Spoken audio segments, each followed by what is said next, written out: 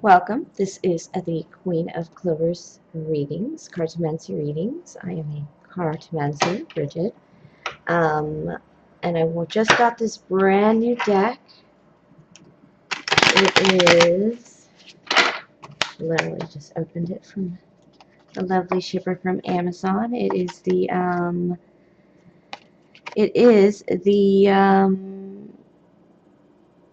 Oh, the name of the deck isn't here. I will have to put it in.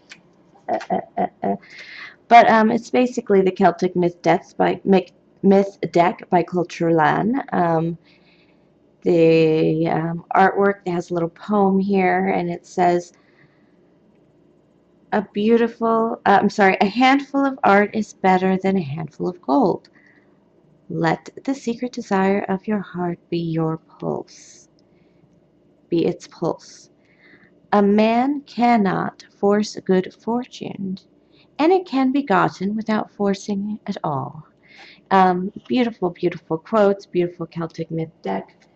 And I thought I'd just unpack it and do a reader's reading and basically let you guys know how I read the cards a little bit more because it can be confusing. I read cards in basic progression. An ace through a 10 is a journey through some kind of personal battle. My cards tend to rarely be about love. They tend to be about destiny, callings, charismas, specialties about you and your sign that are needed. Because my spirit messages are from my spirit guides. And they're really good guides. They're really sweet. They're warriors, archangels, and actually a Celtic warrior, which is why I chose the Queen of Clovers and I chose Bridget as my patron saint to begin these readings. The response has been so wonderful. You guys have been really great in terms of just paying attention. I mean, the number of views is over 350. This week I have 7 subscribers. My goal is to get 1,000 so I could go live. I'm really fascinated by live readings. I'm not a strong reader. I'm a relatively new reader. But it's all intuitive readings. So like I said, I read the path from ace to 10. Ace, new beginning, 10, a completion. So it's similar to tarot, but it's also similar to cartomancy. The people are the people in the deck. When I open a deck, I check the cards and name the jokers are the leaps of faith, jumping into destiny. A lot of my readings are about work, getting the laundry done, getting the bills paid, finding your heart's desire. And I'm not talking about romance. It's things we need to get at. I had a lot of trouble after going through a very big spiritual change last year. An amazing spiritual change, but very painful and very deep. A lot of hours of meditation to get me through that, so it didn't kill me. Oh my gosh. But big change I went through, and when I went through that, I had a lot of trouble integrating the 3D and the 5D world together. You know, what should I be doing? I did do a lot of staring at the wall. And if I didn't start meditating, I might have gone a little nuts. Okay, deck wants to talk to me. This is my reading. This is where I'm coming from. Oh my gosh. I pulled these same cards for myself earlier this week. Well, some of them, close to some of them. I did pull the 10 of Hearts and the 10 of Swords earlier this week for myself. And this is coming from me. This is my energy, where I'm coming from. And I am coming from a place of deep love and appreciation for my readers. And for the people watching my readings, it's been amazing to see those numbers tick up and just get a little attention for the work I've done. And this is a work in communication. This is Swords, so this is going to be about communication. It's also about society, winds of change, and tapping into that winds of change is what I've really wanted to do. I am currently warm-hearted and resting Fours in the journey tend to be the place where you, and fours are beds for me, so they tend to be places where you lay down and sometimes lay down and speak to your lover about, your day, what you're working on, how things are going, what you're feeling, just that communication. This would be less about communication, more about emotion and feeling and kind of fortune, that fortunate feeling that we get when things are going well, and resting in that. And sometimes it's about preparation for the 5 card, which is a battle card. Battle cards are 5s are battle cards for me, confrontation cards, big event cards, and 4s are the preparation cards for that. Even though you're resting, you're also preparing for the big moment, which is going to come in a 5. So that usually is going to follow. Let's see what we're working on for. Ooh, a King of Diamonds and a 9 of Hearts. My goodness, those hearts went fast. I didn't want to read with these cards because I don't know all the gods on them, but Spirit said it was okay, so I went ahead and did it anyway. The King of Diamonds is the King of Pentacles. These are things, this is an earth sign, this is about building, this is about career, possibilities, and if I follow my hearts here to this 9, I'm going to find a lot of growth. A lot of grounded growth. I don't think this is me. This is somebody, an earth sign, that is really going to ground my growth somehow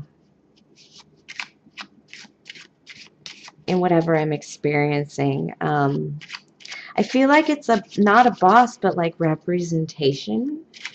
Ooh, I could use a lawyer. I'm still working on my divorce. That would definitely give me a little heart space. Still working on that. But from an earth sign, it feels like somebody who's coming to help, which is really kind of cool. I always appreciate help. I'm an Aries. I have trouble asking for help. So what's going to come of this? Okay, it's going to be a new financial start.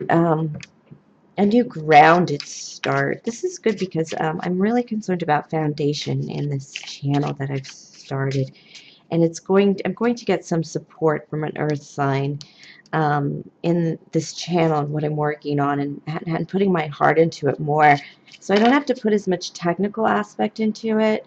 I believe this is what I'm looking. That's where I'm going to find a lot more success, is help from somebody.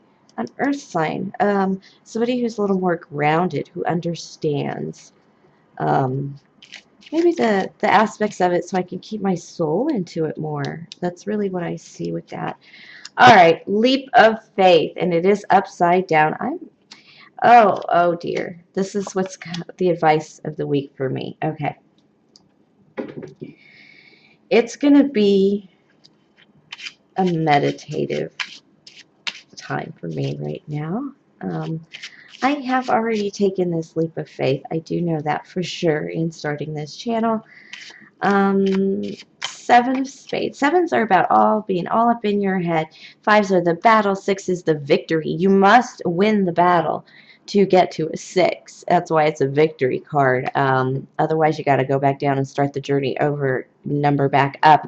But 7s are post-victory thoughts, and this is all up in your head. This is reliving the battle. This is your PTSD moment. This is where you have nightmares about it, and then eventually your heart becomes understanding of it, and that's what'll get you to an 8. But this is a lot of internal battling. It's a very level card because it's almost circular and twisting. That's why these numbers really do work out for that, because you're stuck in the thoughts and the circle thoughts of your head. I usually, people talk about sleeping poorly. I would put the 7 as the sleeping poorly. And yes, that would be true. Spirit woke me up about 2:45 this morning to talk about that Libra reading I did yesterday. It was a good reading. I thought it was awful. I almost didn't post it. I woke up and I knew I had to take it off of YouTube and redo it. And it was an awful reading. And Spirit said, nope. They said, listen to the reading. It's a good reading. It's going to be a good reading, and it's got as many views It's actually my most viewed video right now. So I'm going to come to some kind of financial victory. I did come from the 2, and I'm going to come to that pentacle that I felt this was a lot of grounding and like security and getting things really moving and based properly. It's going to come out to a win probably by the end of this week. And then I'm going to have I'm going to have a lot to think about once I get this going, because it's going to be, I'm looking at this and I'm feeling like my channel is going to be an automatic. I'm really worried about the work. I do have some injuries, physical injuries.